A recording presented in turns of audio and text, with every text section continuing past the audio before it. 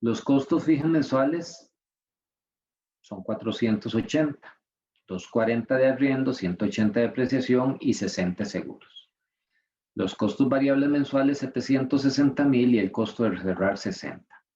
Ahora vamos a hacer la comparación con los tres escenarios. No le digan aquí, háganle o bien esto que dice operar, porque lo que me está diciendo, ¿qué pasa si opero esto que tengo aquí? Bueno, los ingresos van a ser 400 por 1600. ¿Estamos de acuerdo? Es la multiplicación de estos dos. 400 por 1600 me da 640,000. ¿Cuáles son los costos fijos que tengo? Arrendar el lugar o lo que sea que esté arrendando, no supone que es el lugar, y los seguros. ¿Por qué? Recuerden que había un costo aquí de depreciación, pero es que la depreciación no es una salida de efectivo. Entonces es algo que me ayuda con el fisco para eventualmente en el futuro tener una provisión para inversiones adicional o recuperar los activos, etcétera. Bueno, pero aquí no lo meto porque yo estoy haciendo un flujo de caja incremental. Y los costos variables son de 760,000. ¿Cuál es el flujo neto de operar? El flujo neto de operar es los ingresos menos los costos fijos menos los costos variables. Todos son gastos desembolsables. Y como pueden ver, me dejan una pérdida de 420,000. ¿Qué pasa si cierro? ¿Qué pasa si cierro? Bueno, si cierro, no voy a tener ingresos.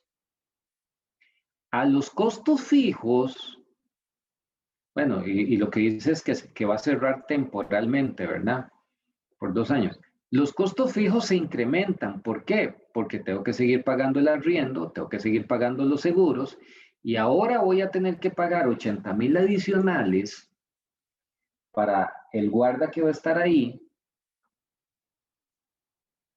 y otras cosas que tengo que cancelar. Bueno, y entonces, si yo cierro por 2 años, que voy a tener 0 ingresos, costos fijos de 380, desaparecen los costos variables porque ya no están en función de ningún visitante, de ningún ingreso, y me quedan 380,000 también de pérdida. Esto fue lo que dijo el dueño de allá del zoológico de Liberia. Dice, prefiero cerrar, pierdo menos si cierro que si sigo operando, pero de todas maneras voy a perder. Y entonces veamos el flujo de caja incremental. El flujo de caja incremental, ¿qué me dice? Que cerrar menos operar, ¿verdad? Bueno, voy a dejar de tener ingresos. Voy a dejar de tener ingresos en 640,000. Voy a tener costos fijos adicionales de 80,000. Pero voy a tener un ahorro de 760,000 por no pagar los costos variables. Quiere decir que cerrar me va a generar una utilidad, en realidad no es una utilidad, es voy a ahorrarme de desembolsar, voy a disminuir mis costos en 40,000 por mes. Entonces, pues aquí, ¿qué en términos de flujo de caja, qué es lo que estamos diciendo? Bueno, aunque usted va a mantener costos fijos, el ahorro en los costos variables justifica que usted cierre la operación por los 2 años.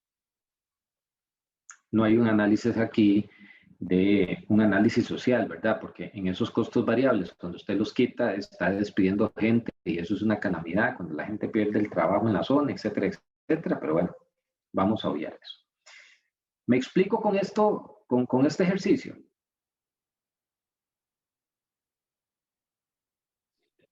Muy bien.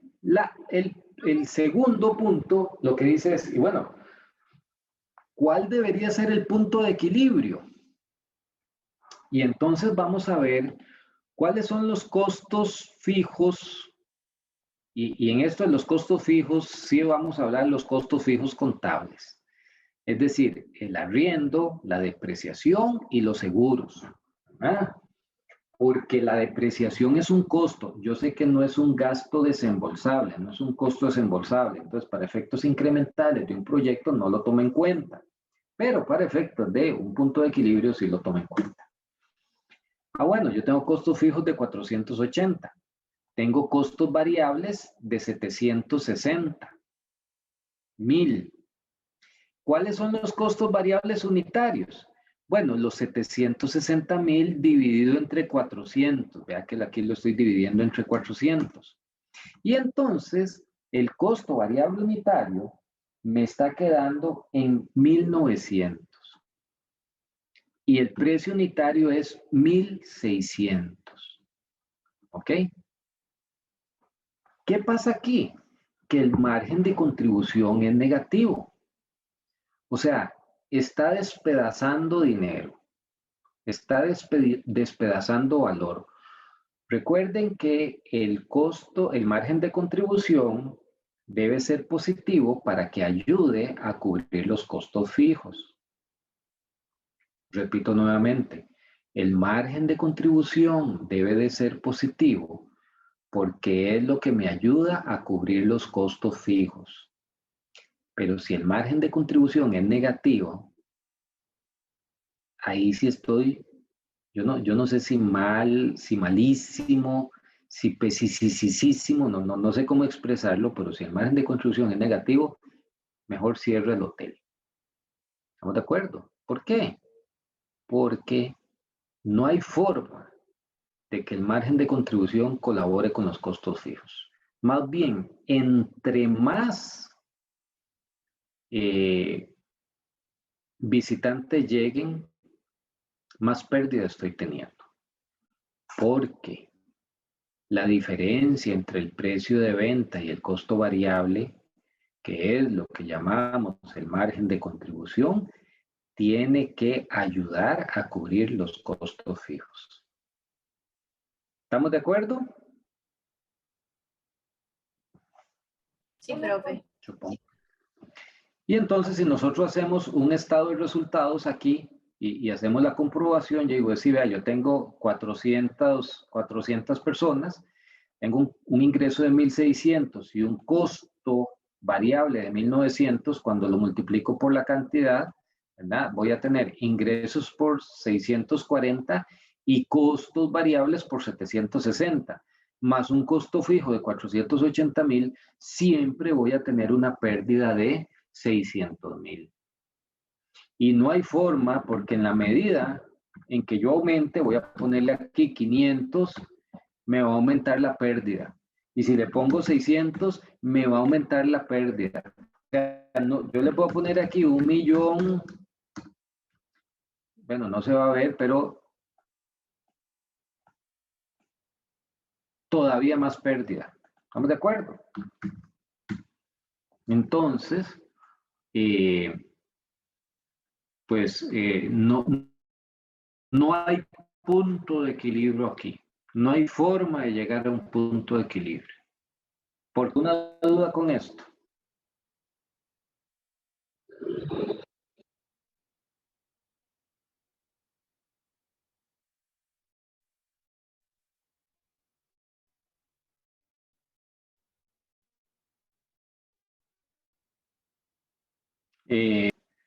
O disminuir los costos variables. Estamos de acuerdo, pero no tenemos información suficiente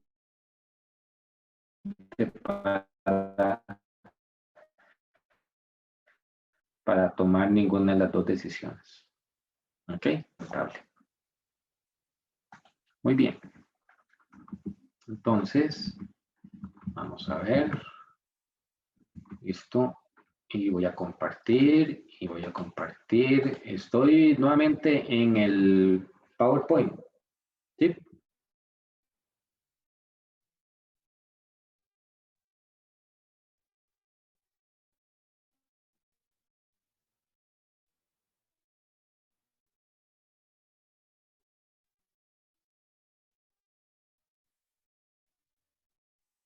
Muy bien.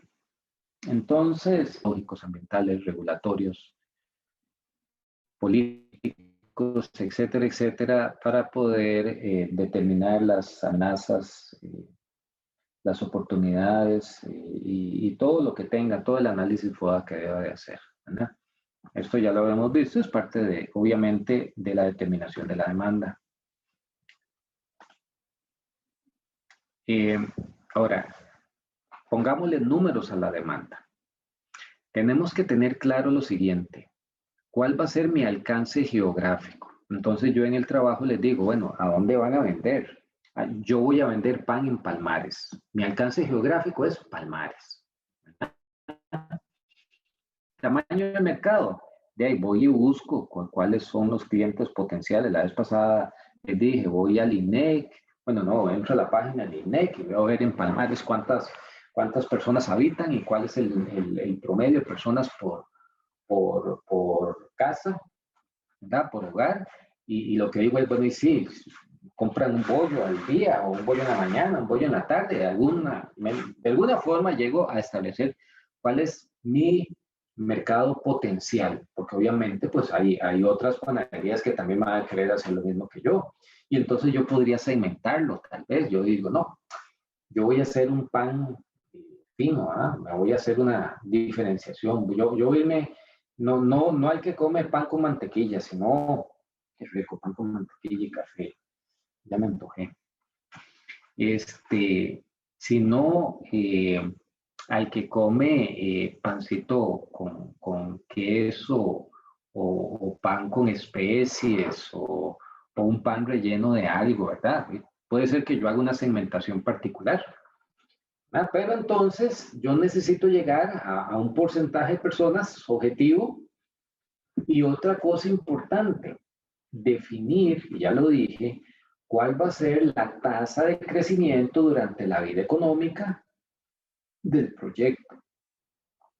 Porque la tasa de crecimiento no es constante. Ya vimos el ciclo de vida del producto. Al principio crece más rápido, pero conforme vaya alcanzando mercado meta, puede ser que se aplane esa curva.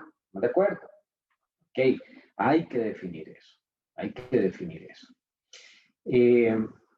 Y pues tiende a ser un poquito más fácil. Uno dice que tiende a ser un poquito más fácil cuando el negocio está en marcha, ¿verdad? Porque yo tengo más información. Ya yo sé que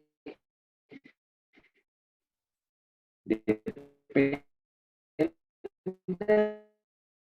del Permiso, profe. precio, así es como me van a reaccionar. Puede ser que si yo le subo un poco, Profe, señorita. que se le está cortando la llamada. Ok, deme un chance.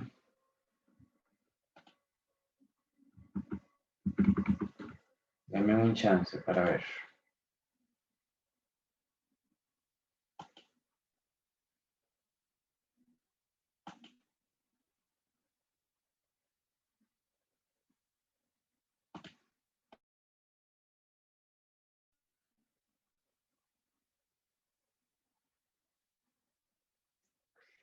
¿Me escuchan ahí?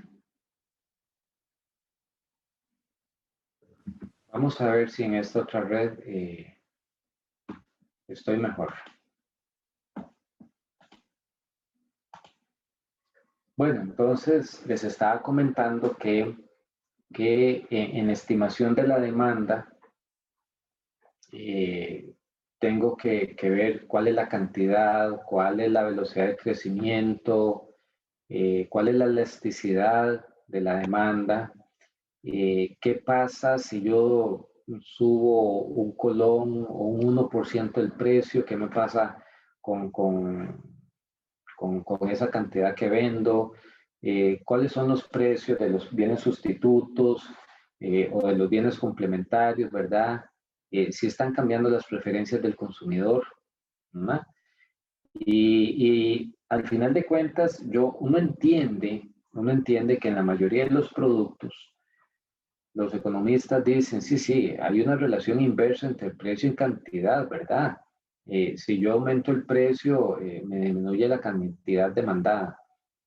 Les voy a contar nada más un dato curioso. Uno siempre dice, porque yo entiendo muy bien cuando la gente se queja de que suben los combustibles en el país, pero la gente no deja de gastar, o sea, la gente sigue saliendo a comprar el pan en carro, sigue saliendo el domingo a ir al mall, aunque no gaste nada él, pero sí gasta el carro, sigue utilizando el automóvil o lo que sea para ir a la fiesta, ¿verdad? Al matrimonio ahí el sábado en la noche. Y lógicamente los que venden productos y los autobuses, o sea, la cadena productiva sigue operando normal. Es muy interesante porque no importa el precio de los combustibles, cómo esté, la gente consume lo mismo. La elasticidad en el precio, la venta de los gasolinas y el diésel en Costa Rica, no existe esa elasticidad. Pero hay que, en el producto que ustedes vendan, pues hay que tratar de hacer una estimación en ese sentido, ¿verdad? Y de hecho, pues ese es el principio para decir, hey, voy a ofrecer una promoción de un descuento de un 20%, por ejemplo, porque uno lo que dice es, va a incrementarse más la cantidad comprada, que va a generar mayores ingresos, aunque yo le baje el precio de venta. ¿No? Muy bien. Cuando se tienen datos históricos, recuerden a nivel estadístico que si yo tengo más homogeneidad, ¿verdad? Entonces una política de demanda es menos relevante porque los precios son más estables, ¿verdad? O sea, la cantidad consumida, perdón, es más estable. Pero sí hay mucha heterogeneidad en el comportamiento de la demanda, es decir, hay elasticidad.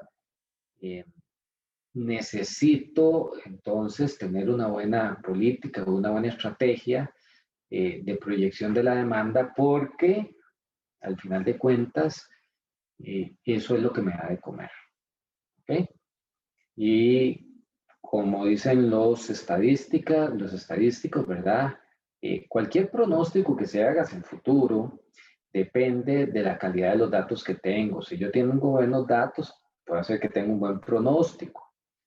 Pero si tengo malos datos, es difícil que tenga un buen pronóstico. A mí me gusta poner el siguiente ejemplo. Digamos que a ustedes les gusten hacer queques. Si yo le doy un poco de harina y otros materiales a usted para que hagan un queque, pueden suceder dos cosas. Uno, que hagan un queque buenísimo. Y dos, que no sepan hacer nada, entonces les sale un queque feísimo, pero pues porque no saben hacerlo, ¿verdad? Entonces, cuando se hacen proyecciones, uno dice, sí, esta proyección puede haberla pegado, o no la pegó porque no sabe cómo hacer proyecciones, ¿verdad? Pero usted puede ser el quequero, el pastelero mejor de este mundo, y yo le doy harina podrida. Por más que se luzca, su queque va a ser una pudrición. Entonces, la calidad de los datos con los que yo alimento el pronóstico es sumamente relevante. ¿Okay? Y en términos de proyección de la demanda, necesitamos ver a dónde voy a proyectar, cuál es mi ámbito de proyección, cuáles van a ser los métodos de proyección. Y entonces yo puedo tener la opinión de expertos. No se vale en este curso la opinión de expertos porque entonces es muy fácil, bueno, a menos que tengan un experto muy grande, ¿verdad? Un experto muy confiable. Pero es que o sea, no es cualquier experto el que puede opinar sobre la demanda de un producto. ¿Ok? También hay pronósticos con base en relaciones causales, ¿verdad? Si yo modifico X, ¿qué sucede con Y? Eso es lo que vamos a ver rápido, dentro de un tiempito, dentro de un momentito. También tengo series de tiempo, ¿verdad? Un poco más, con mayor información histórica, más completa, más confiable, y que me permiten hacer mayor tipo de análisis. Bueno, a nivel cualitativo, podemos tener un estudio etnográfico, recuerde aquel que busca ver el comportamiento de las personas dependiendo de la zona donde se ubican. Puede ser que alguien llegue y me diga, no, vea, es que en Palmares la gente le cuadran las tortillas, no le cuadra el pan, ¿no? Que es una zona donde incluso hay campeonatos de tortillas, de quiénes son las mejores personas que hacen tortillas, y tortillas con queso, y tortillas con natilla, y tortillas con eso y con lo otro. Bueno, y ahí, algo muy particular de la zona, ¿verdad? También los primeros de experto, el método Delphi, que es un estudio de casos como un grupo focal, un focus group, y también obviamente investigaciones de mercado. A nivel de instrumentos de medición, yo debo saber si voy a tener datos de escala nominal. Recuerden, aquellos que asigno su frecuencia de ocurrencia. Si es una escala ordinal, como una escala de Likert, me gusta mucho, me gusta, ni me gusta ni me disgusta poco y me disgusta mucho, ¿verdad? Una escala de intervalos usando rangos o una escala proporcional, que son los que tienen datos de intervalo de razón, porque conocemos no solo el orden, sino la magnitud de la diferencia entre cada uno de los datos. Muy bien, pero lo que vamos a ver muy rápidamente, porque ustedes ya pasaron por cursos de estadística y cursos de manejo de paquetes informáticos, incluyendo Excel, podemos ver un modelo causal, ¿verdad? Cómo se comporta la variable Y de acuerdo con movimientos a la variable X. Entonces vean, ahí estoy viendo los puntos, y cuando yo le digo que a Excel que me haga una estimación, de ahí yo puedo ver una tendencia creciente, ¿verdad? Una tendencia uniformemente creciente. Bueno, eso me sirve si tengo datos. Vean este dato, ¿verdad?, que estoy proyectando aquí. Yo tengo datos históricos de varios años, 11 años, 12 años, y entonces si yo lo hago con Excel, grafico los datos, le digo que me genere una línea de tendencia y le digo que me genere de una vez la ecuación, y ahí la ecuación está arriba, ¿verdad? Me dice que Y es igual a 25,591X menos 43,5. Y eso haría que el pronóstico que yo ando buscando para el año 12 me diga que va a ser de tantas unidades. Voy a dejar de compartir esta parte. Vamos a ver. Y voy a pasar a compartir. Vamos a ver, ¿dónde estás? Me perdió. Y será aquí. Permítame para ver si estoy aquí. No estoy aquí. No, esto es la clase de hoy. Permítame para ver cómo se llama. Vamos a ver. Ahí está. Ya vi cuál es. ¿Sí? Están viendo un Excel donde... Muy bien. Entonces, ustedes saben que esto lo puedo, ¿cómo se llama? Simple y sencillamente, estos datos que están aquí, ¿verdad?, es la información que está en la columna C, ¿cierto? Y lo que yo vine y hice fue, cuando lo marqué, le puse que me agregara una línea de tendencia, y después de agregar la línea de tendencia, ¿verdad?, yo le puse que me pusiera la ecuación, y es la que me está poniendo aquí. Y entonces, ¿qué hago yo en el pronóstico? En el pronóstico yo tengo estos datos históricos, y al último año, voy a ponerlo aquí, le aplico que 270 multiplicado por 0.25,591 menos 43,545, que es lo que me está diciendo esto aquí, ¿cierto? Ahora, podría ser que en realidad yo diga, no, es que esta proyección es lineal y en realidad no es lineal. Entonces yo me vengo y digo, no, está bien. Entonces, si tiene una forma exponencial, ¿verdad?, los datos, yo voy a hacer que me ponga una ecuación de manera exponencial. Noten que aquí el R, recuerden que el R es la relación, ¿verdad? La relación entre X y Y, que una relación o una correlación, el puntaje mayor es 1, el puntaje menor es 0. Aquí el puntaje es positivo, 0,95, y recuerden que cuando yo elevo el R al cuadrado, lo que estoy diciendo es que el 95% del comportamiento de la demanda depende de la variable X, el año que estoy proyectando. ¿Ok? Conforme pasan los años, más se va comportando así. Entonces, aquí lo que tengo es ya el 11,24 elevado a una fracción de 0.313 multiplicado por 12, porque es el 12º año de pronóstico, ¿verdad? Y podría ser algo parecido con una media móvil, ¿verdad? Y entonces, pues cuando yo calculo con una media móvil, me va a dar algo diferente. Les enseño esto nada más para decirles que si existieran datos históricos, se puede tratar de hacer un análisis de este tipo. Pueden haber 1, 2, 3, 4, o sea, yo no sé cuántos cursos dedicados solo a esto. El objetivo de este curso no es como llegar a afinar detalles en los métodos de pronóstico. Pero sí uno espera que ustedes apliquen algún criterio, si tienen datos históricos o por lo menos de la competencia, para tratar de hacer una estimación de la demanda. ¿Ok? Para tratar de hacer una estimación de la demanda.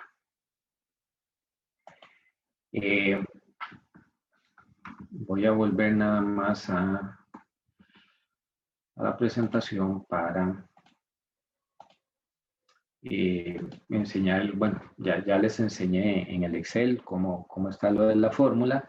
Este sería el exponencial, ¿verdad? Y en realidad esto es sobre el tema 4. Muy rápidamente, porque hay otras cosas que vamos a ver en la práctica. ¿Consultas o dudas hasta aquí?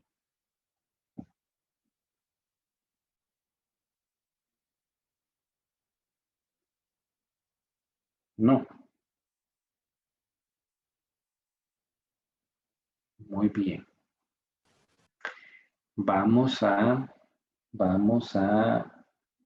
Voy a compartir. No, todavía no voy a compartir. Vamos a ver un momentito. Sí estoy compartiendo. Están viendo los ejercicios, ¿verdad? Ya hicimos el 4.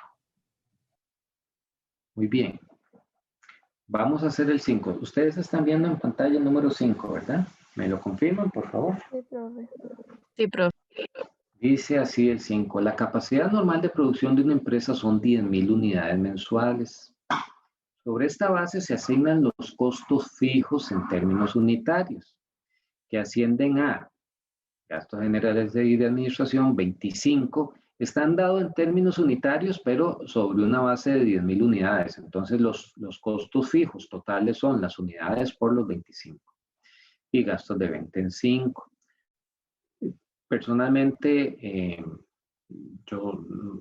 siempre hemos dicho que los gastos generales y de administración sí son costos fijos, pero los gastos de venta solamente están en función del volumen de ventas, deberían ser variables, pero bueno. Consulta, en un estado de resultados tradicionalmente usted tiene ventas menos costo de ventas igual utilidad bruta, menos gastos de operación igual utilidad de operación, más otros ingresos menos otros gastos igual utilidad antes de impuestos. Pregunta para cualquiera, muchachos y muchachas. En eso que acabo de mencionar yo, ¿cuáles son los gastos fijos?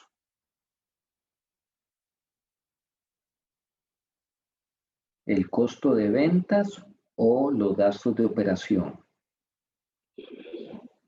Muy bien. Son los gastos de operación los que son fijos, porque el costo de ventas o el costo de la mercadería vendida, recuerden que es algo que está en función de las ventas. Entonces eso es un gasto variable. Yo sé que le llamamos costo de ventas, sí, y es el resultado de multiplicar el volumen vendido por el costo del inventario del producto que estamos vendiendo. ¿Ok? Pero es un costo variable. El costo de ventas es un costo variable. El gasto de operación usualmente es un costo fijo. Por eso aquí es que me ponen gastos generales y administrativos como costo fijo.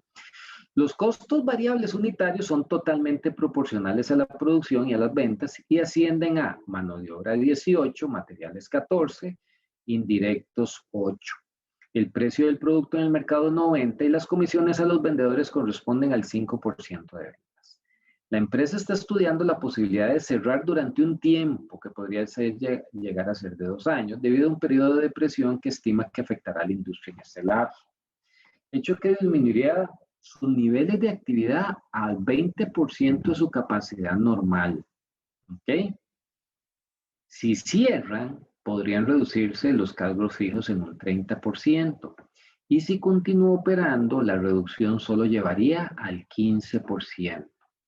Lo que me están preguntando es, ¿cuál sería el ahorro diferencial si se opta por la mejor alternativa? Muy bien.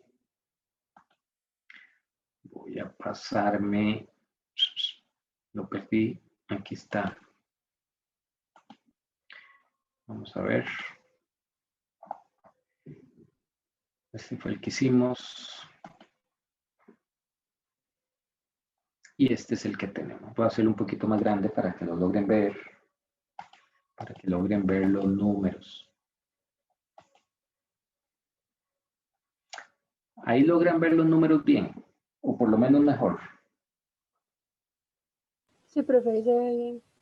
Muy bien. Entonces vean lo que me están proponiendo como escenario. Disculpen que no le bajé el volumen al teléfono. Dice que sobre un nivel de 10,000 unidades, yo tengo un costo fijo unitario de 25,5. Quiere decir que si yo multiplico el número de unidades por el costo unitario, me va a tener 250,000 y 50,000. Eso hace que los costos fijos totales sean de 300,000. ¿Ok? Porque usualmente estamos acostumbrados a ver costos fijos totales. Bueno, los gastos variables son de 45. ¿Qué son? Es la sumatoria de mano de obra, de materia prima, de costos indirectos de fabricación y de comisión de ventas. Noten que esto suma 45. Y tenemos un precio de venta de 90. Ya con esto incluso yo podría calcular un punto de equilibrio, ¿verdad? ¿Cómo calcularía el punto de equilibrio? 300,000 dividido entre 90 menos 45, es decir, 300,000 entre 45. ¿Verdad? Bueno, pero lo que me están diciendo es, vean, el asunto se está poniendo feo y entonces vamos a tener un 20% menos de operación. Es decir, en lugar de producir 10,000 unidades, voy a producir el 80%, 80 unidades. ¿Ok? Estas 80 unidades multiplicado por un precio de 90 me da un ingreso de 720,000. ¿Ok? Eso es un ingreso. Voy con los costos variables. Ya habíamos dicho que los costos variables suman 45. Si ese 45 lo multiplico por 8,000 unidades, son 360,000 unidades, perdón, 360,000 colones o dólares que voy a tener de salida de costos variables. Y los costos fijos, el planteamiento me dice que yo los voy a poder reducir si sigo operando en un 15%. ¿Ok? Entonces, a los 300,000 que habíamos calculado aquí arriba, solo considero un 85%. Y entonces, ¿qué pasa? Ah, bueno, yo tengo ventas por 720, costo variable 360 y costos fijos de 255, me queda una utilidad de 105,000. ¿Ok? ¿Por qué? Porque el margen de contribución es positivo. ¿Cierto o no es cierto? ¿De cuánto es el margen de contribución?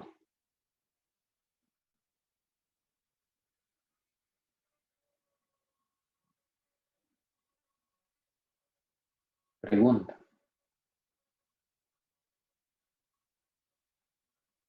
¿Quién me dice cuánto es el margen de contribución?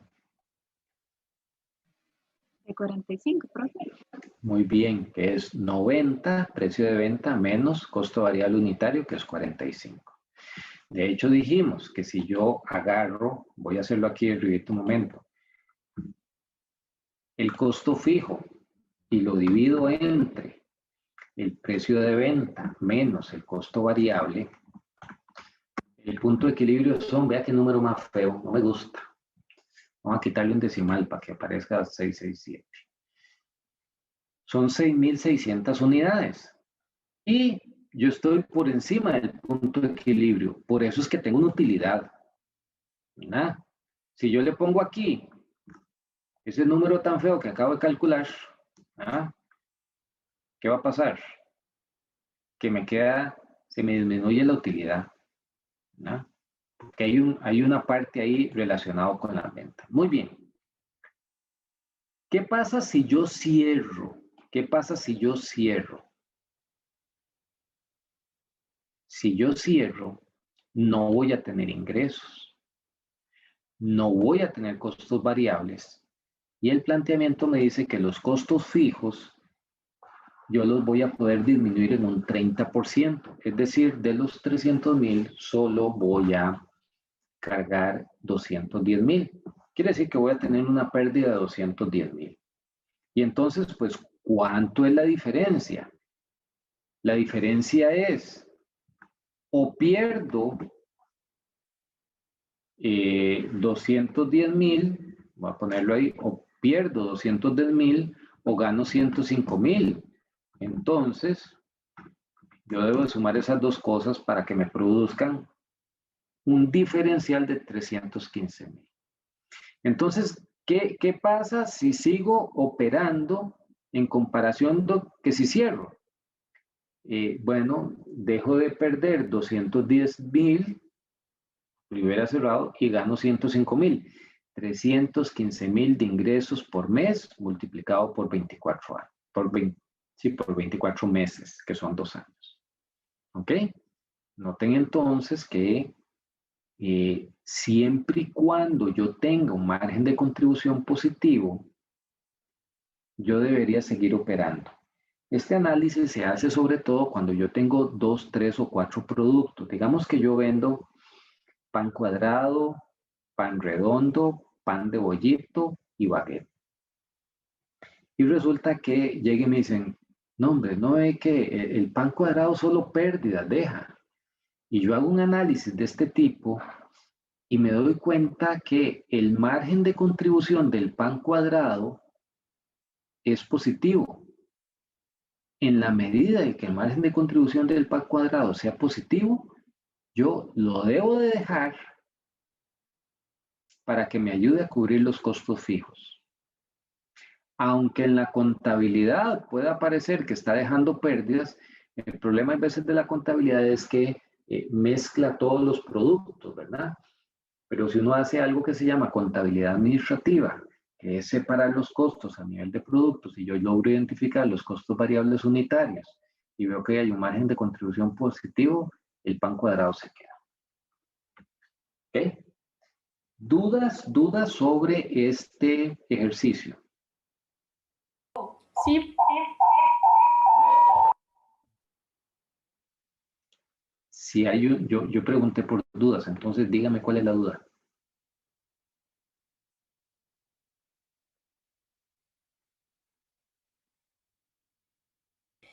listo, profe, vea, es que lo que no entendí es el último paso, digamos, el de los 315,000. Lo que no Sí. entendí es si él cierra el local. Y cierra por 2 años, por 2 Ajá. años. Sí, ¿qué va, o sea, cuánto es lo que él va a percibir? No, sí, recuerde que el planteamiento, lo que están diciendo es, ¿cierro por 2 años o no? Entonces, aquí lo que estamos diciendo es, vea, si usted cierra va a tener 0 ingresos y 0 costo variable unitario, pero sus costos fijos van a estar siempre presentes, ¿verdad? ¿Qué pueden ser parte de los costos fijos? Impuestos a la municipalidad, chapia a los lugares, o sea, cualquier cosa que haya que gastar aunque esté cerrado, pagar el guarda para que esté ahí en la noche cuidando que no se roben nada, etcétera, etcétera.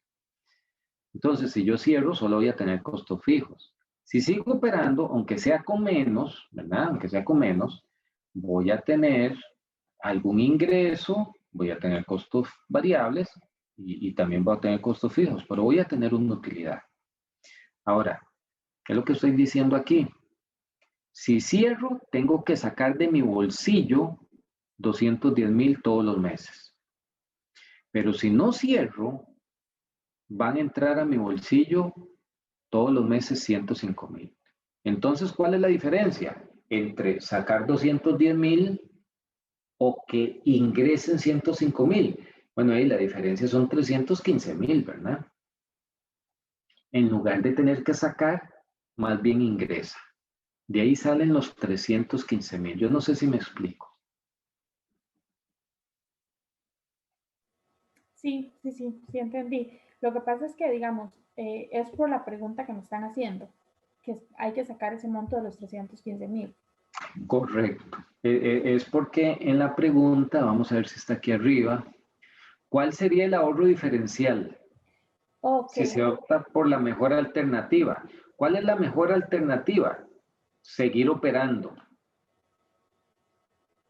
¿Y qué es lo que estoy ganando? En lugar de sacar 210,000, me ingresan 105. ¿Ok? Listo, gracias. Ok. Más consultas.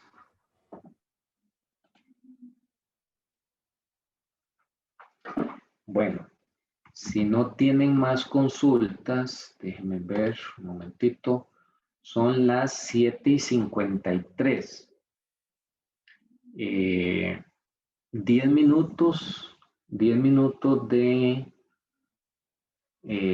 segundo recreo y a las 8:03 continuamos. ¿Está bien? Pura vida.